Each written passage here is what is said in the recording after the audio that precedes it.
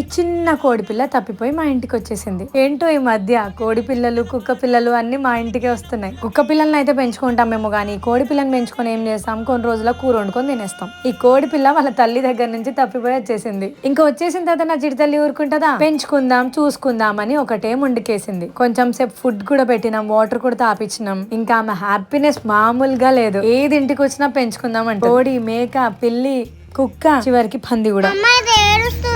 Mummy దగ్గర పెట్టేద్దాం please మమ్మా. ఓకే పా మరి.